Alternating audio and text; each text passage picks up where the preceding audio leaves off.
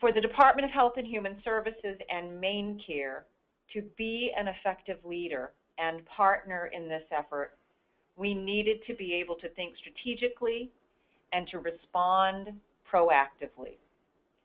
With the decades of financial challenges confronting this department and the MaineCare program, that was certainly a tall order. It is difficult to look out 12 months, 2 years, 5 years, 10 years when your budget is in a constant state of financial crisis. We know, though, that the work that we have underway today in Maine, and certainly now led through the SIM, requires looking out 2 years, 5 years, 10 years to truly help to support long-term sustainable transformation of our delivery system in Maine. I am proud to report that we have come a long way in stabilizing our financial foundation for this department. In fact, we are projecting 0% growth in total spending within the MaineCare program from state fiscal year 13 to 14, and similar flat spending growth in state fiscal year 15. This foundation is critical as we look at areas of investment that will be required of this department as part of this transformational change. We need to look no farther than the Health Homes payment model or the enhanced payment for primary care physicians with the temporary federal Medicaid support that begins to expire in January 2015.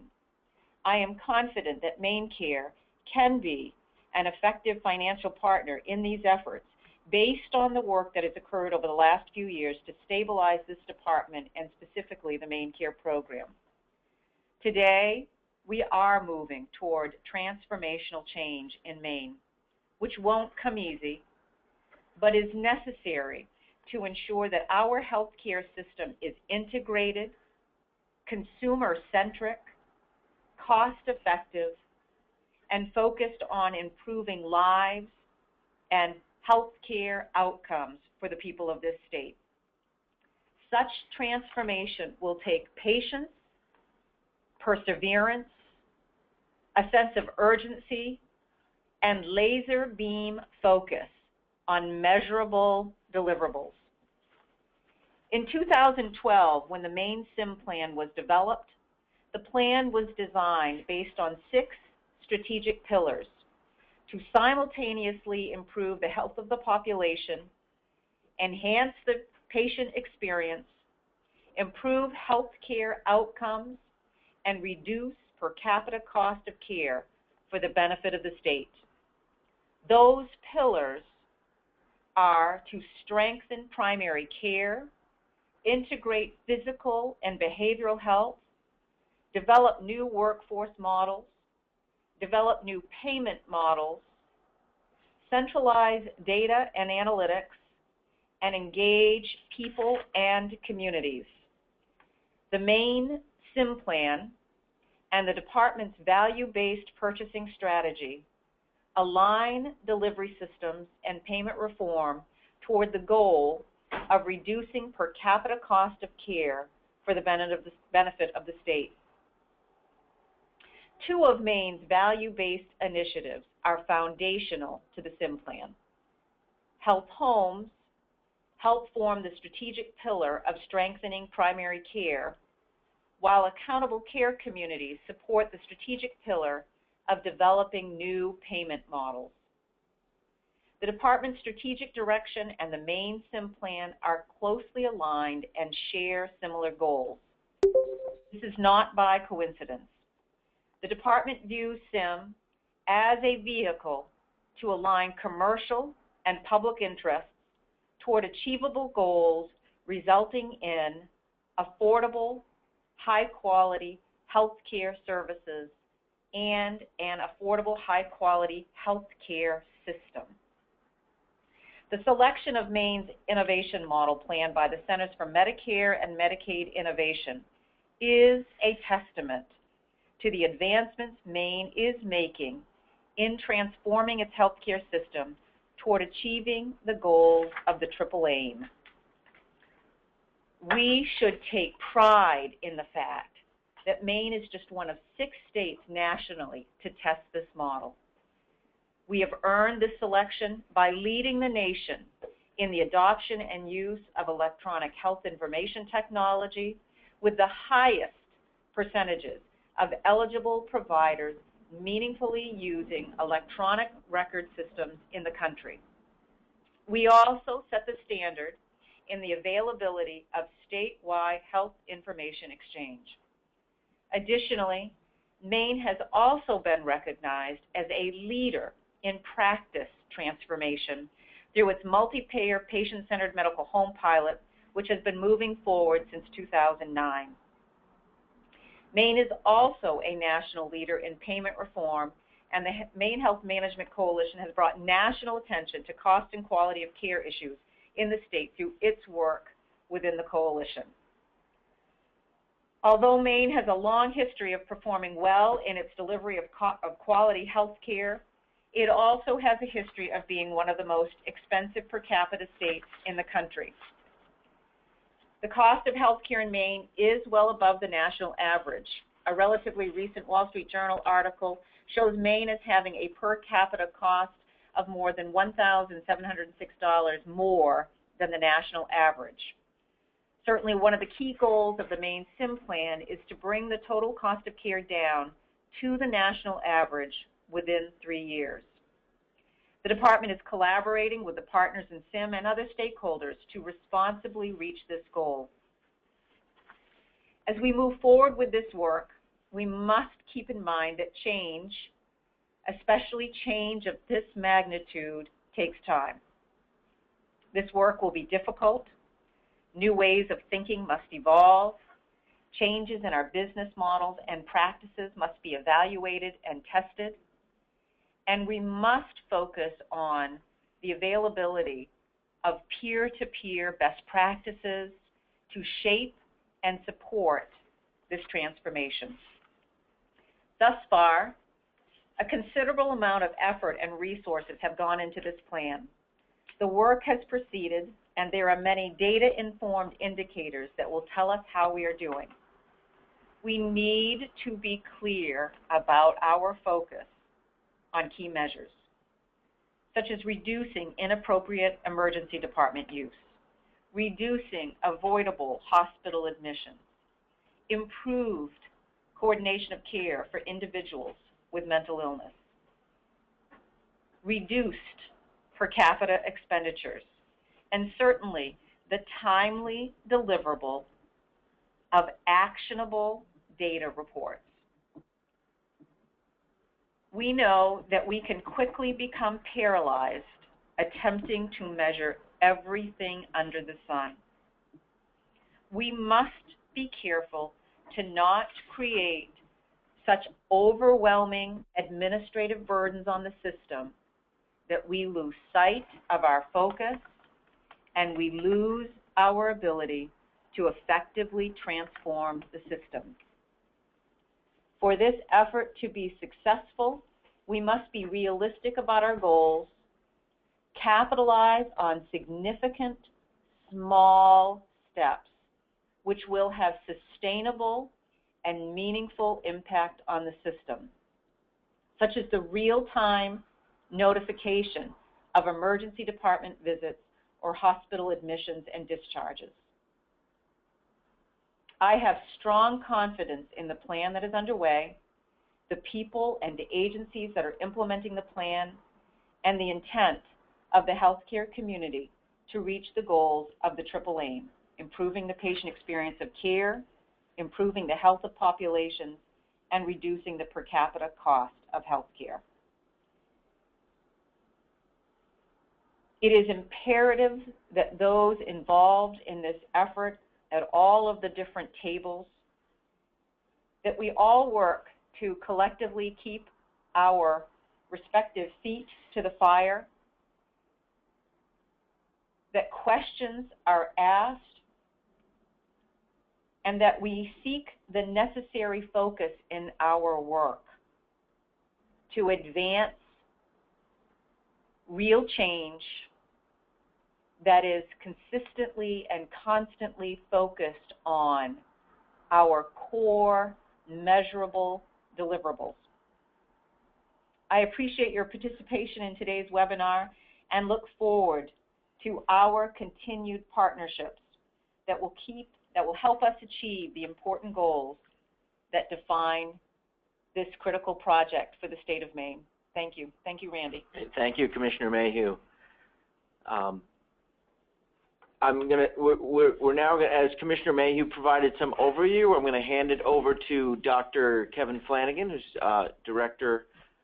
Chief Medical Director of MaineCare, to review the 6 strategic SIM pillars and provide a little bit more of a description of what each of those are, and then we'll get into what some of those pillars contain and how some of the objectives are going. One last logistical piece.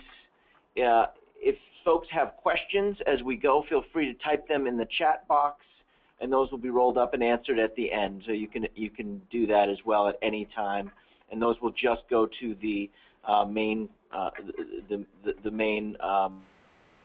organizer. They will not be seen. So Good morning, everyone. And Commissioner Mayhew, thank you very much for that introduction to this webinar. I'm going to, as Randy said, begin to talk about what is the objective of the SIM grant and what avenues are we taking to accomplish that. You heard Commissioner Mayhew identify the triple aim with improved patient experience, with reduction in cost on average to the national average from where Maine currently is, and then improved health outcomes. And in particular, we're looking at chronic diseases such as diabetes, lung disease, cardiovascular disease. As I said, there are 6 main avenues that we're going to travel down as we shoot towards these end goals.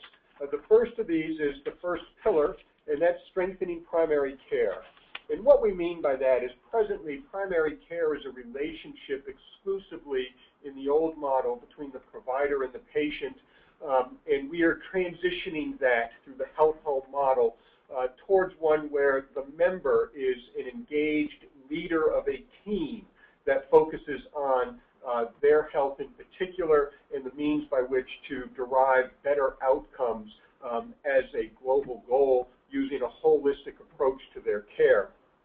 The second pillar is the integration of physical and behavioral health.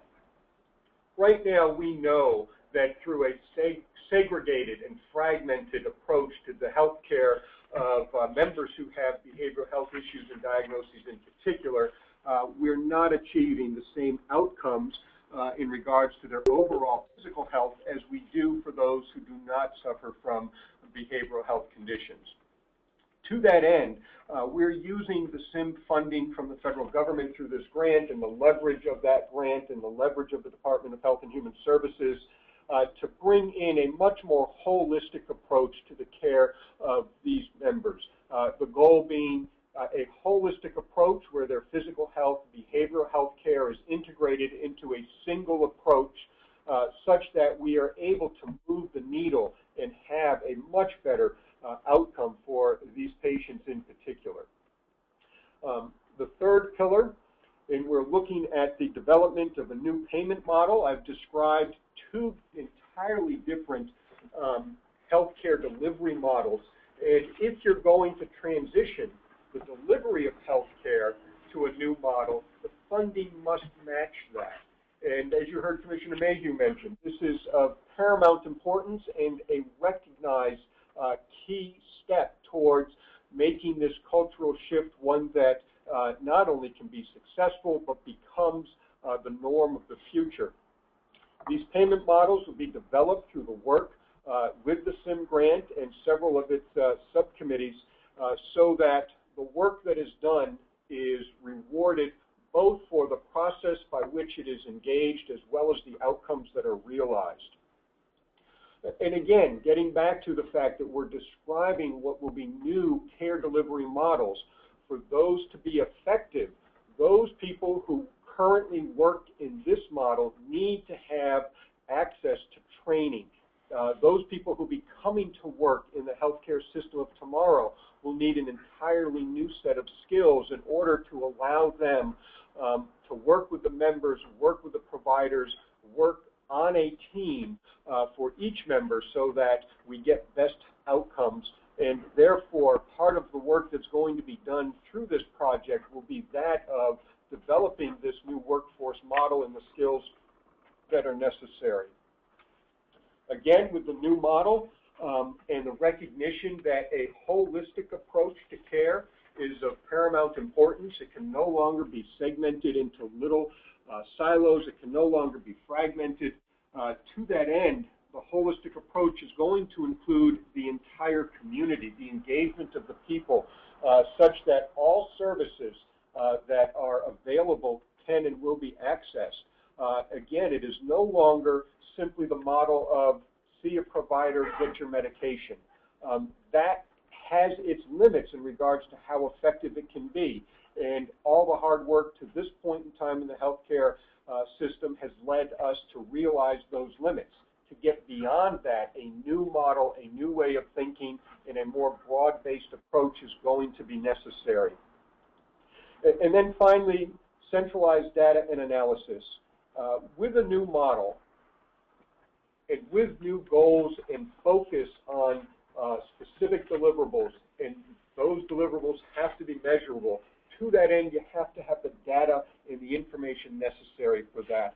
And so again, the SIM funding and the leverage of the SIM grant and the partnership between DHHS and those that are working with us through this, we're going to be able to establish a means by which to define what data to use with a global consensus on what that data is, how to analyze that data, do so in a transparent way so that everyone can understand what data went in, what analysis was done, and then what information came out of that analysis so that the information is then understood by everyone involved in the care of the patient and the public in general.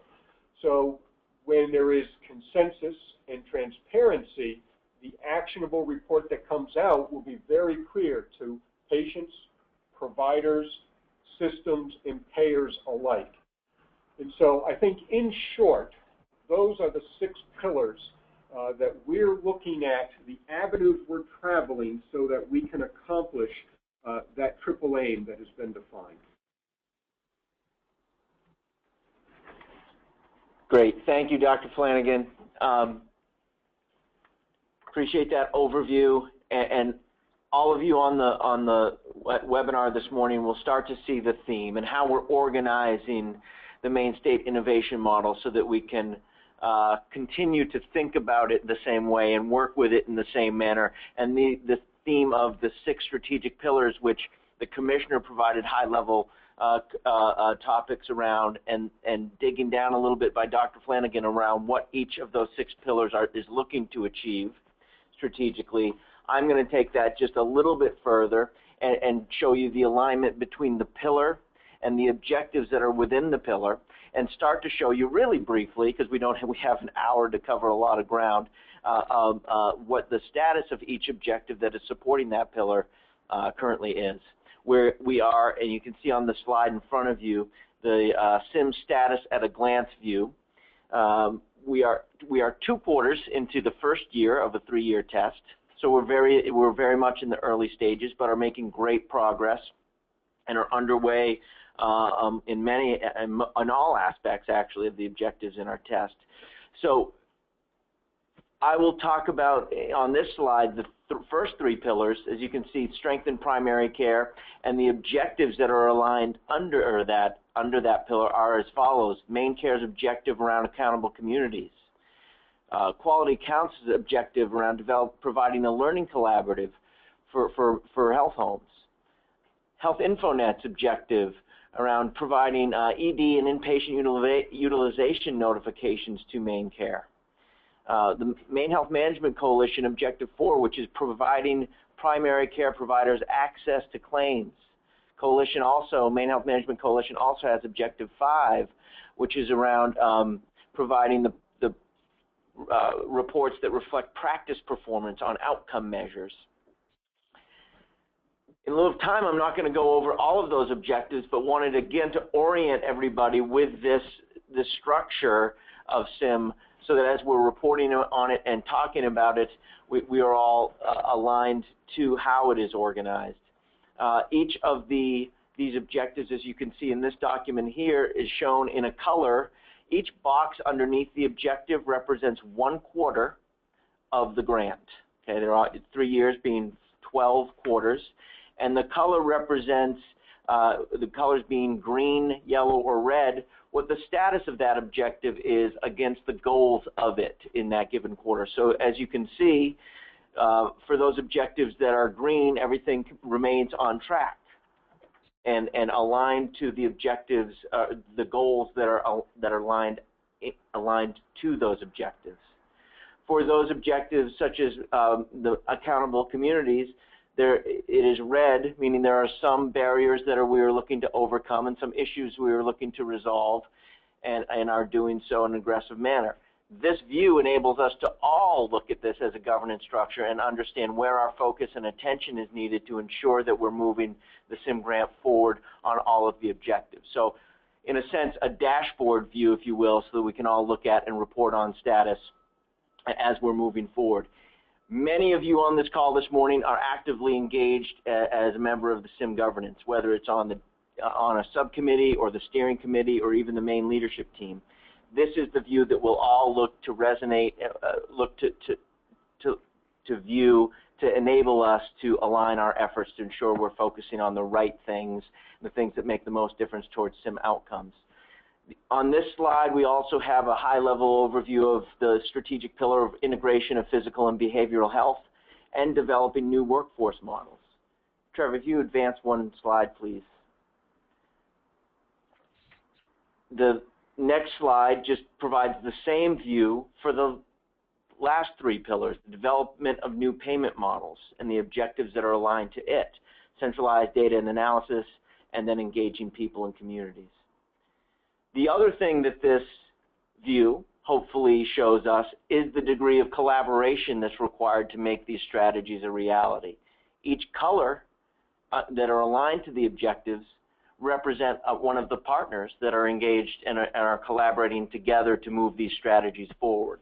So this view also can enable us to see that in all of these strategic objectives, there are several, and often all of the partners are working together to move forward against that strategy. There will be, by the end of the day today, the first SIM quarterly newsletter will be forwarded out to all of you. It will provide more information around status and the objectives and where we stand on all of them. Again, it will be in this strategic pillar format and organized in that way to enable us to continue to be consistent, and hopefully we'll provide you another level of information in terms of how these objectives are going and where there are challenges, how they're being addressed, etc. I wanted to spend the rest of our time this morning to highlight and spotlight some of the great work that is going on in SIM underneath some of these strategic pillars. So we're going to actually hand off this conference call to some of those leaders who are driving those objectives forward. And we're going to start with a handoff to Katie Sensei, who's project director at Health InfoNet and is leading the objective, one of the objectives which is aligned to the strengthening of the primary care pillar, and talk about the ED notifications project. So Trevor, if you could advance one slide and unmute Katie, and she could provide that overview. I think you went one too many, looks like. Oops, sorry. Trying to... There you go. Whoops. There we go. There it is. And if we can unmute Katie, we should be good to go. For some reason, I'm not able to unmute Katie. It looks like she's not on the phone line. Maybe she's sharing a line with somebody else.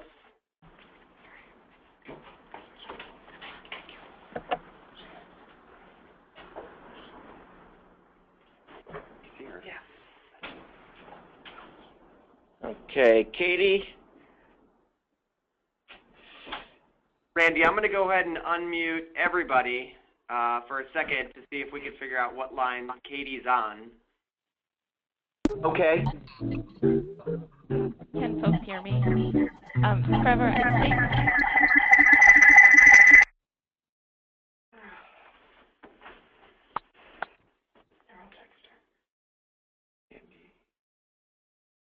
Separately and see if we can find out what line she's on.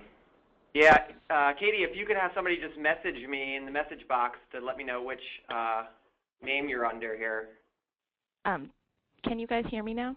Yes. Yes. Okay. Thank you. Good morning, everybody. Sorry about that technical difficulty. I just have one slide this morning to just give an example of a current project that we're very actively involved with to highlight the services that Health InfoNet is contracted to perform under the SIM grant over the next 3 years. And forgive me for those of you that have heard lengthier presentations on this objective. For those of you that have not, this will be an overview for you. One of the objectives, one of our 5 objectives with the state and our stakeholders around the state is to leverage a service, a fairly recent new service that Health InfoNet is providing, utilizing the Health Information Exchange that's collecting electronic health record data across the state of Maine, across all of Maine's hospitals. So it has been trialed in 1 or 2 other states, and this is the first time for Maine that Health InfoNet is engaging a payer and partnering and bringing together healthcare systems and MaineCare as a payer to see how we can leverage the electronic automation of the medical record data we're receiving to the exchange, and then submitting that in a more timely and automated way to a payer, in this case MaineCare. So at the high level, this really is about providing real-time data to MaineCare's care managers to help supplement their project work that's really focusing on decreasing cost and ineffective utilization of the healthcare system. And Commissioner Mayhew spoke to that this morning around the focus of MaineCare's healthcare initiatives and benefit redesign, et cetera. So really quickly, the overview is that we'll be providing the MaineCare Care Management Department with real-time their members, emergency room and inpatient visit alerts and medical record data via secure email from the Health Information Exchange database that we have. And this really is, again, focusing on automating what is currently a very manual and not real-time process, where MaineCare care managers and hospital care managers are exchanging medical record data and talking about shared members, that they're really trying to focus on care management to get community resources and system resources in place to help them navigate the healthcare system and get them the resources they are needing so that they're not arriving in the emergency room unnecessarily and not being admitted to the hospital unnecessarily. In addition, this will monitor real-time utilization for these members, which is, again, a specific population focus of MaineCare who are at high risk and high cost overall. So in the end, the hope that this also impacts the overall AAA goals that the state has under SIM in terms of improving quality outcomes and also improving the patient, in this case, members' experience of the healthcare system. So right care at the right time is really what this project is all about. And we're in the testing phase of this data, and it's very exciting. And we should be live very soon. Excellent. Thank you, Katie. Appreciate that overview. We're going to move right along here and keep moving forward. The next strategic pillar we're looking to cover is integration of physical and behavioral health. And we're going to spotlight the quality improvement support to the behavioral health homes that is being provided through Maine Quality Counts. And Ann Connors is going to walk us through this objective. Ann, hopefully your line can be unmuted. Good morning, everyone. Hi, good morning. Can you hear me? Yes. Great. Well, thank you for this opportunity to speak to the activities to date of the Behavioral Health Homes Learning Collaborative. Just from a very high level, there are 26 behavioral health home organizations in the state with 62 sites and serving approximately 2,000 people at this point. Our approach to the Learning Collaborative Equality Counts is a overall umbrella, that's the Learning Collaborative, and activities taking place within that umbrella, such as learning sessions, webinars, quality improvement activities, and team-based conference calls to provide support to the behavioral health homes as they work towards this goal of integrated care. And put very simply, the goal of the Learning Collaborative is to help the behavioral health home organization succeed in meeting the 10 core expectations that are very similar to the expectations some of you may be familiar with from the patient-centered medical homes and the health homes. Our most recent activity was an April 29th kickoff event, Aligning Health, Recovery, and Resilience. We had 83 people attend that event.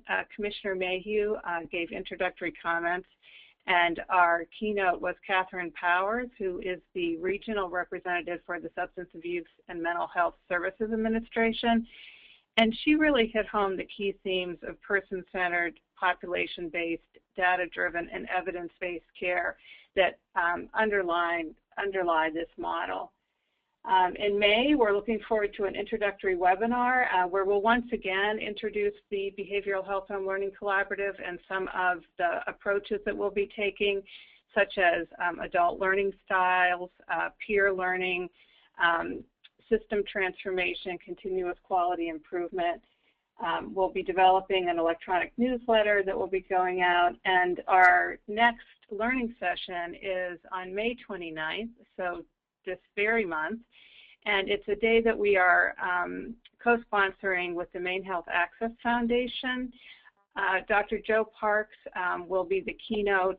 Some of you may be familiar with his work. He's done a lot of work on behavioral health homes in the country, and he's going to provide both a high-level overview and then some very specific implementation issues that our behavioral health home organizations will be confronting. He has all the main information he needs, and he's going to be really providing some practical and hands-on advice, and we're going to be doing some small group work that morning. So we're really looking forward to welcoming him to Maine and using all of his capacity. Other key activities this spring we'll be doing, We Being Quality Counts will be going out to the behavioral health homes on site visits and helping them with a baseline assessment and kind of seeing where they're at, where they might need to go, following that up with some concrete action plans about some useful steps and some prioritized areas that they can take. And we're also very mindful of the need for the outreach to health homes and primary care cross-training.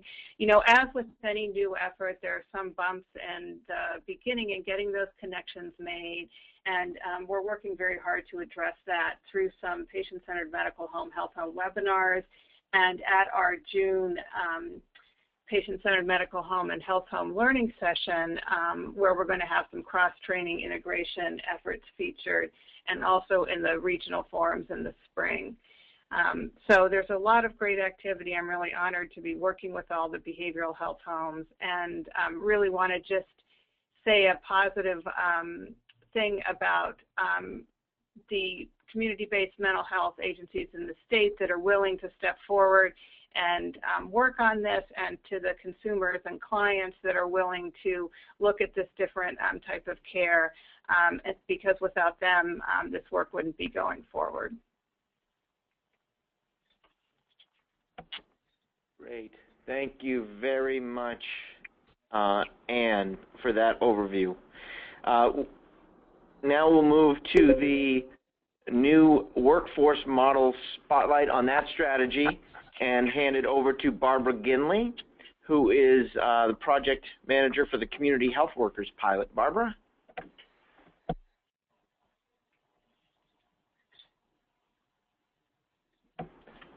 Hopefully we can hear Barbara.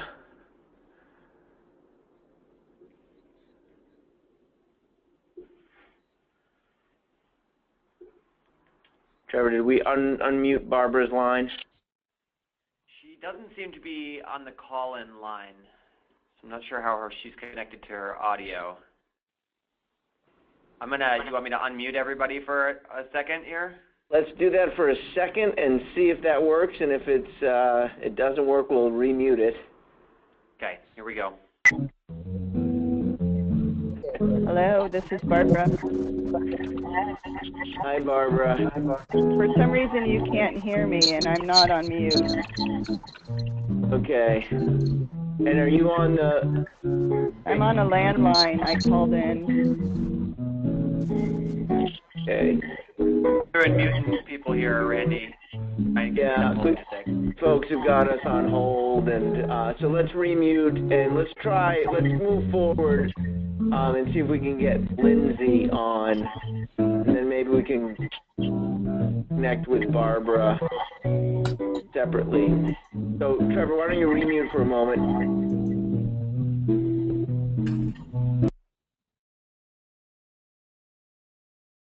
We can move. Randy? Yes, I'm here. Everybody's muted again. You want to move ahead to Lindsay's slide? Let's try to unmute Lindsay and go over the developing new payment model strategy and do the highlight of the primary care practice reports, if we could do that. Sure thing, Randy. Thank you. On January 30th, the Coalition began distributing adult and pediatric reports utilizing commercial claims data. On this slide, there's an example of what the practice reports look like, but if you'd like a closer look, you can go to our website, www.mehmc.org, and really see a full mock practice report. They're really interesting, so I encourage you to head to our website. These are commercial claims reports only, but we are very excited to be able to distribute main care reports this summer and then Medicare reports at the end of 2014. The Coalition to date has distributed 435 reports to 308 practices. 16 systems have received copies of their own practices reports and Excel files of the content across practices. And we are finding that practices are really utilizing the information on the practice reports, but are leaning on their systems and PHOs to implement and utilize that data. So in order to ensure that practices understand and fully utilize their reports, Coalition staff has spent a great deal of time creating and holding trainings to ensure practices understand their reports. To date, the staff have completed 5 regional trainings throughout the state. They've presented at Quality Counts Forum, and there are ongoing additional training scheduled for provider systems and PHOs. The Coalition has also launched survey efforts to understand report utilization and receive additional feedback. Practices are provided this survey with their reports and we highly encourage them to give their feedback. And I'm happy to say that we've received incredibly positive feedback in the report content and formatting. What we're hearing from practices is that the reports are being used to drive change at the practice levels, including change of referral patterns based on the information given in the reports, and systems utilizing the reports to better understand variation and utilization across their practices. Our next steps in creating usable and informative reports is we're going to add a top 10 opportunities list that will point out the most valuable ways that an individual practice can utilize their data and implement positive change, and this will be happening over the summer. Thanks, Lindsay, for that highlighting that objective. Let's try one more time, Trevor, with Barbara and see if we can get her. It looks like she's on the line, but it says that her phone's muted. I don't know, Barbara, if you're able to hit *6 or something like that, if that will work, or if that's not working for you either. Hi there. This is Barbara. Excellent. There it is. Good morning. Well, thank you for inviting me to participate and to give a update from the Community Health Worker Initiative. I'm excited to be here. This past weekend, we hit a milestone with hitting the close of the letter of intent due date for our RFP. So we're well on our way with getting our pilots up and running. But just to give folks on the line a little bit of background, the Community Health Worker Initiative really bridges two of the pillars. Both it's a workforce development initiative to really support community health workers as an emerging workforce here in Maine, to be able to build the infrastructure and support to assure that they not only succeed, but that they really can play to their potential in the new healthcare environment in terms of thinking about how they engage communities and people, thinking about how they support population health goals, and thinking from the research base how we know they are not only effective from an outcome perspective, but also from a cost perspective. And the slide that I put together to share with you just gives you a sense of where we are at in year one of the project. As I said, the RFP was released in March, in the middle of March. Full proposals will be due on June 2nd, and our plan is to have sites contracted and ready to go for mid-July. You can see on the timeline chart that one ongoing component of the project has been the engagement of stakeholders. This has been a key piece to defining those supports, those definitions, those core competencies that will help at the end of the SIM project for sustainability purposes, for us to have already come to a place where we have identified not only what core competencies we want to see in Maine's community health worker workforce, but also thinking about training, curriculum, support, mentoring, all of those pieces that we're learning from other states that are so critical to the successful integration of this workforce. What lies ahead for us once the pilots are selected is that scale-up piece of getting the pilots up and running.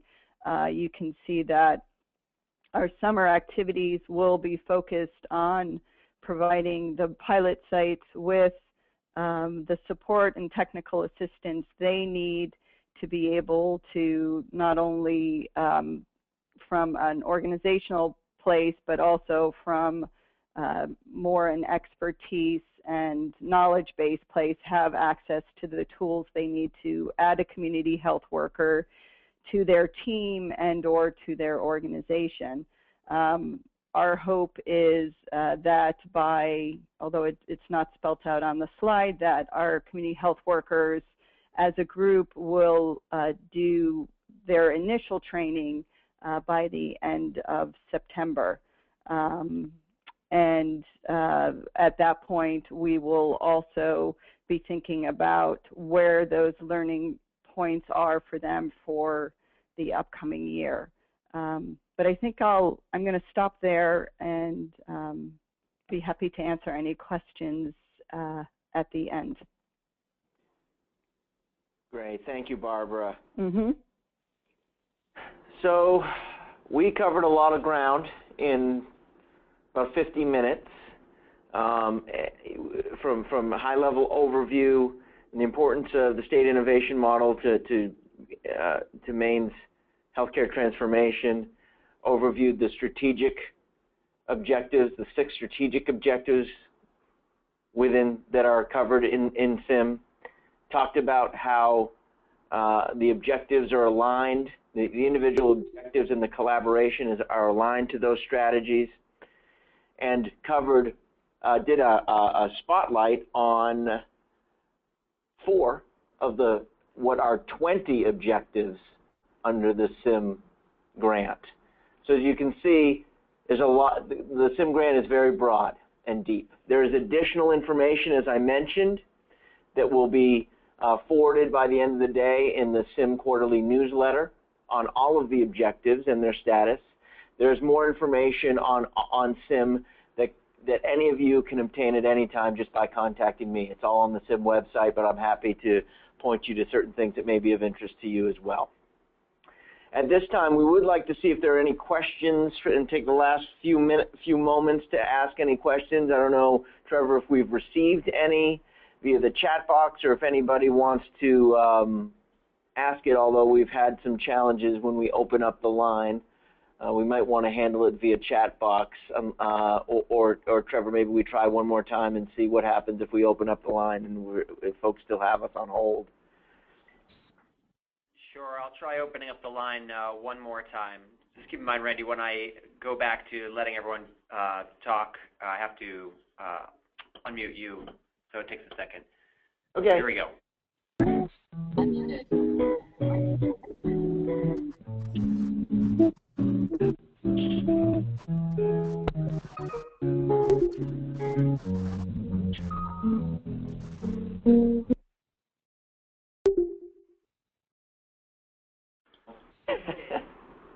That's about how I thought that would go. So that's. I'm sending you a question here, though, Randy. Oh, great, we got one.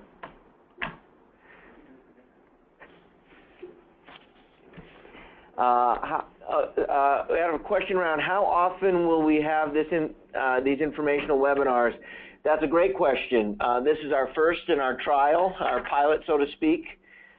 We were initially feeling that quarterly would be the right frequency. We're thinking perhaps 2 times a year, but one of the things that we will be looking for is all of your input, and we'll actually be asking what you folks think the appropriate frequency is.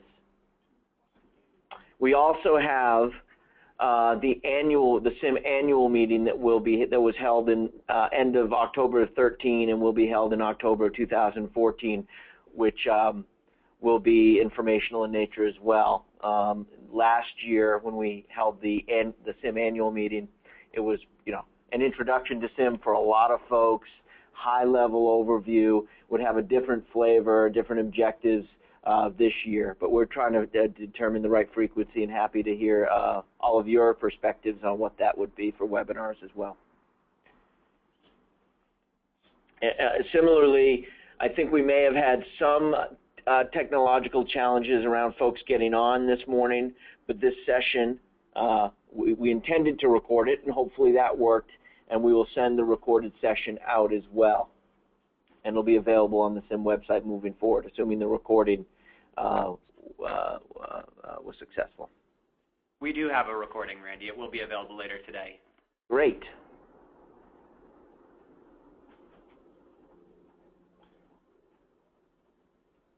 Okay, if no other questions, we are amazingly just about on time. And in respect to all of your time, thank you very much for your attendance. And again, happy to receive any feedback from all of you around how we can make these sessions useful and valuable as we move forward. Thanks to everybody. Have a great day.